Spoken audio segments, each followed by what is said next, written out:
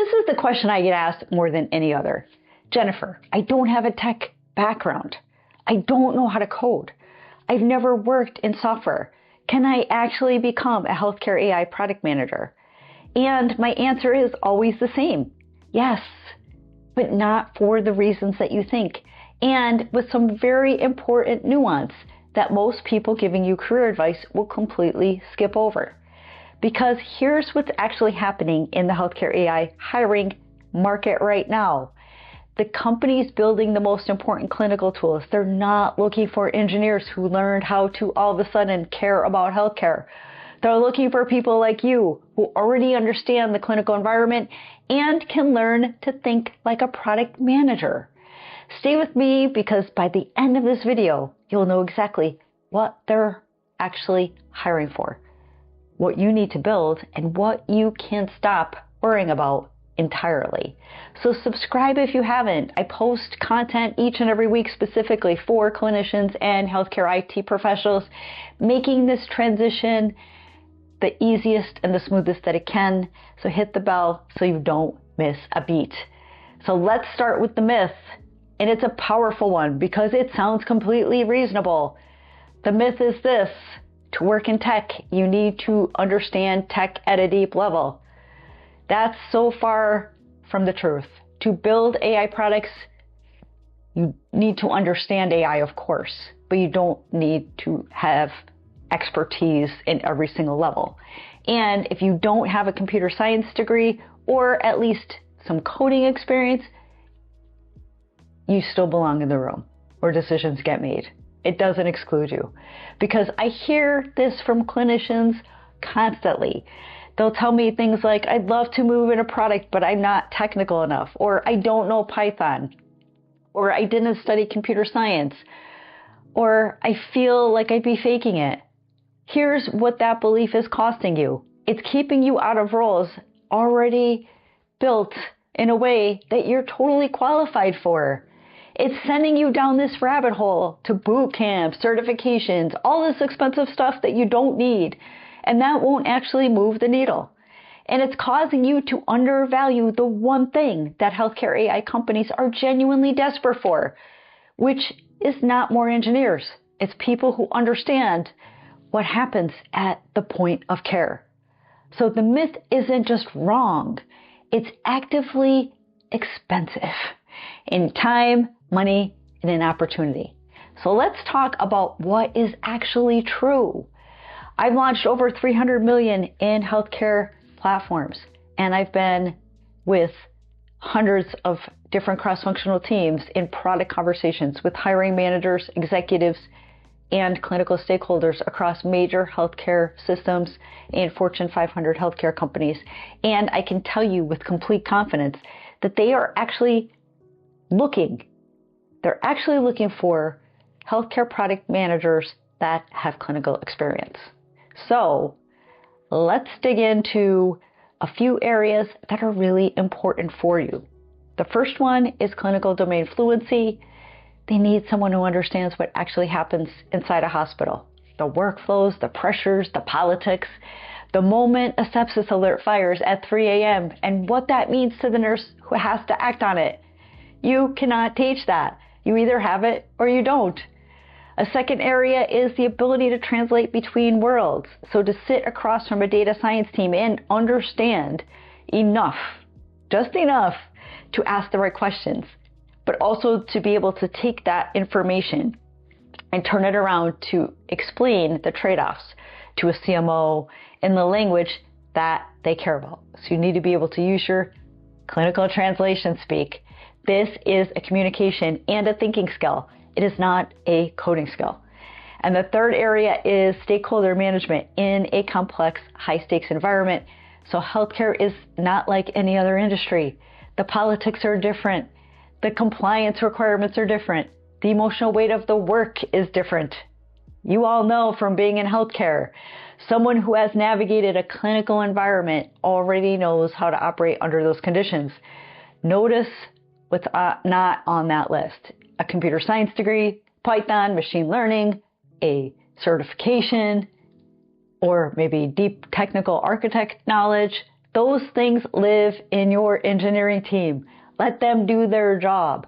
Your job is to understand the information enough to be able to translate it to the people who use your products and to be able to create requirements based on what your customers or your clinicians need and translate that to your engineering team. You don't need to do the work, but you need to know how to communicate, right? So let me be explicit about what you do not need, because I want you to stop spending time and money on the things that will not move your candidacy forward. You do not need to learn code.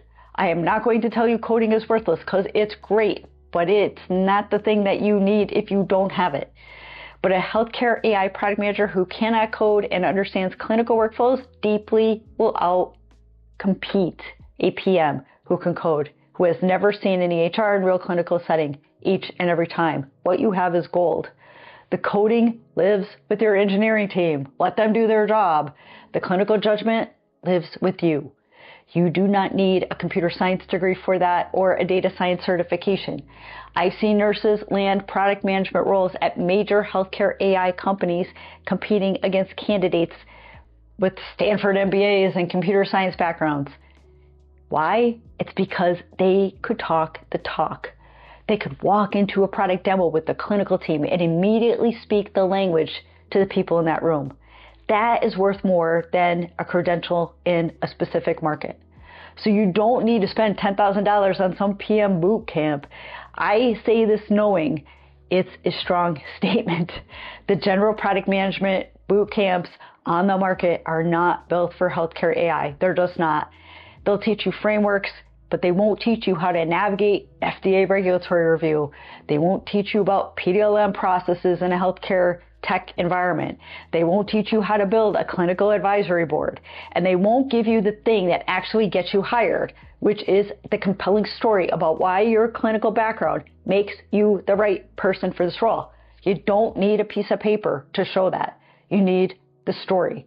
Now, here's what you actually do need, and I want to be equally direct about this, because there are 3 things that you genuinely need to make this transition. And if you're watching this video, you may already have more of them than you give yourself credit for. And the first is that AI literacy, not the expertise like we spoke about in the beginning of this video. There is a critical difference. You don't need to build models, but you need to understand how they work and how they work well enough to have productive conversations with the people who do. What is training data bias? What does the model drift mean for clinical context? What are the trade-offs between a high sensitivity and a high specificity model when you're predicting sepsis? These are learnable. These are excellent free resources out there. There's many of them. You can look online. You can look via ChatGPT or your AI models. You could also find them on YouTube. There's a lot of different resources, but these are excellent areas to think about as you're thinking through, how do I want to get there and how do I learn enough to get there? This could be maybe a 6-week investment in time, not a 2-year degree. It's just you have to understand the language. The second key area is being able to translate the narrative. So this is the thing most clinicians don't have, and it's the single biggest gap I work on with most people I coach, is your resume and your interview answers are probably still framed in clinical speak, which means a product management hiring manager reads your background and sees a great clinician. This may be why you're also being looked over by the HR systems, is because it's not the right language. You need them to read your background and to see a product person who happens to have clinical depth, because that's what they're looking for. Those are very different documents and very different conversations, and the translation is very learnable. And the third area you need to focus is targeted market knowledge. So you need to know the companies that you're targeting, the products they're building, what their customers are complaining about, and where the regulatory and competitive pressure is coming from. You may already know if they're products you're using today in your clinical environment and you're maybe interviewing with these companies. This is not hard to build. You have most of the knowledge because you're a clinician. It's maybe 30 minutes a day of reading the right things like Stat News, Rock Health, the FDA AI Action Plan, getting familiar with more product speak type of clinical scenarios, looking at LinkedIn posts or contacting maybe some product managers via LinkedIn. Within a few months, you will know more about this market than most people interviewing for the same roles. So I want to make this concrete because abstract encouragement doesn't help you. I have worked with nurses, respiratory therapists, and clinical informatics analysts and healthcare IT project managers who have made this transition without a single line of code in their resume. What they had in common, though, was not technical background. It was clinical depth, a translated story, and enough market awareness to show up to an interview and immediately demonstrate that they understood the problem their future employer was trying to solve. The healthcare AI companies hiring right now are not short on engineers. They are short on people who can bridge that gap between the engineers that are building and what actually works at the bedside. That is the role, and that is the gap that your clinical experience uniquely fills. What I've watched stop people isn't lack of qualification, it's lack of belief in themselves that they're not qualified, which leads to an endless preparedness and zero action. The people who make this transition are not the ones who feel most ready, I promise you. They're the ones who got honest about where they are and where they were starting from and took that next step.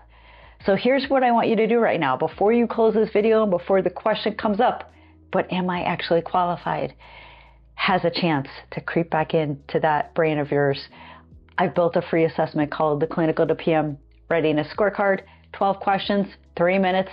It measures the dimensions that actually matter for this transition: clinical depth, product thinking, positioning, market awareness, your network, your timeline, and it gives you a personalized result that tells you exactly where you stand and what your most important next move is.